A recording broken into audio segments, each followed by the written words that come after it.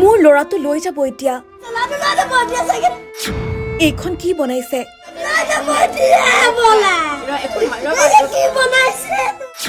মোৰ দেহাৰ লগত কিয় এনে কৰিলা ভগৱান মোকো লগত লৈ যোৱা এগৰাকী মাতৃৰ হিয়া ভগা কান্দোন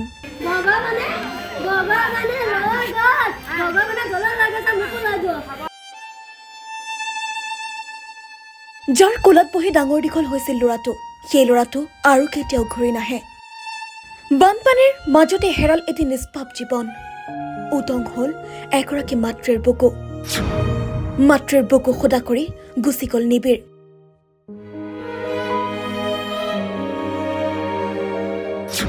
আশ্ৰয় শিবিৰতে মৃত্যু সাৱটিলে 11 বছৰীয়া নিবিৰে জ্বৰ ডায়েৰিয়া সদৃশ ৰোগত আক্ৰান্ত আছিল শিশুটি তাৰ পাছতে শিৱসাগৰত হৃদয় বিদাৰক ঘটনা বানপানীৰ পৰা বাচিবলৈ আশ্ৰয় লৈছিল শিবিৰত কিন্তু সেই আশ্ৰয় শিবিৰতে আজি চিৰদিনৰ বাবে হেৰাই গ'ল 11 বছৰীয়া নিবিৰ হাজৰিকা শিৱসাগৰ ৰূপহীবিল বনগাঁও প্ৰাথমিক বিদ্যালয়ৰ বান শিবিৰত আছিল নিবিৰ হাজৰিকা আৰু তেওঁৰ পৰিয়াল 21 জুলাইৰ পৰা শিবিৰতে আছিল শিশুটি তাৰ পাছতেই জ্বৰ আৰু ডায়েৰিয়া সদৃশ ৰোগত আক্ৰান্ত হ'ল নিবিৰ চিকিৎসাৰ বাবে AMCHলৈ নিয়া হৈছিল পৰিয়ালটোৰ মনত আছিল এটা আশা চিকিৎসা হলে হয়তো নিবিৰ আকৌ সুস্থ হ'ব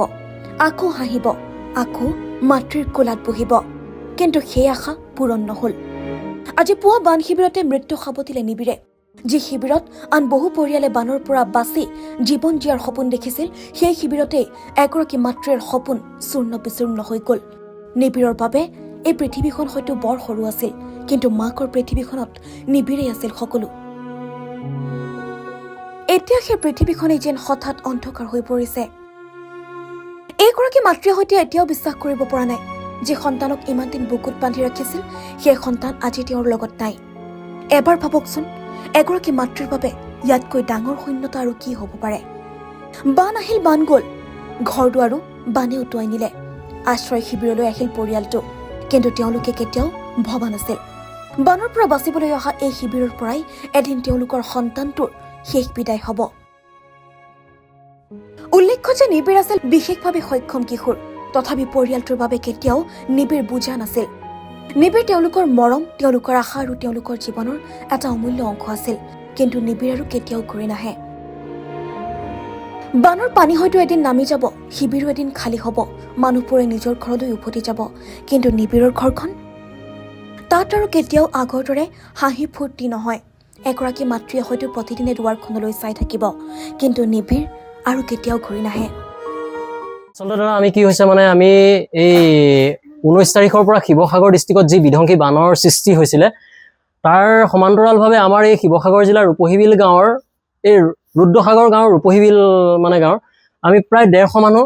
যোৱা 21 তাৰিখৰ পৰা আজি পৰ্যন্ত আমি বান বিধ্বস্ত হৈ আমি আজি আশ্ৰয় শিবিৰত বাস কৰিবলগীয়া হৈছে অকল আমি আজি ৰূপহীবিল LP স্কুলৰ লগতে আমি নামঘৰৰ লগতে আমি প্ৰায় 18টি পৰিয়াল আছো তাৰ সমান্তৰালভাৱে আমাৰ এই গোটেই গাঁওখনত প্ৰায় 150-200 মানুহ আজিও বানত আক্ৰান্ত হৈ আছে কিন্তু কথাটো হৈছে কি আজি আমাৰ ইয়াত ধনী বুলিবলৈ কোনো মানুহ নাই সব দুখীয়া দিন দৰিদ্ৰ মানুহ তেওঁলোকে মানে আমি প্ৰত্যেককে দিন হাজিৰা কৰি হয় আজি ব্যৱসায় বাণিজ্য সকলো ফালৰ পৰা আমাৰ বন্ধ হৈ আছে আজি আমি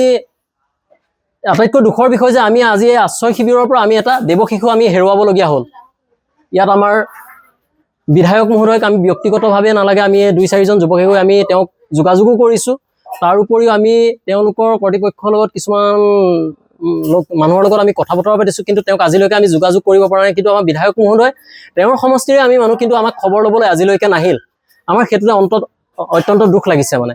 আমি এতিয়াও বিধায়ক মহোদয়ক অনুৰোধ জনাইছো আমাৰ এই দুখৰ সমভাগী হওক তেওঁলোক আহি আমাৰ দুখৰ খবৰ লওক আৰু আমি কেনেকৈ আছো তেওঁলোকে এবাৰ যাতে আমি জানি লওক তাকে আমি অনুৰোধ জনাইছো মানে বিধায়ক মহোদয় নিউজ ডেস্ক ৰিপোৰ্ট assam.com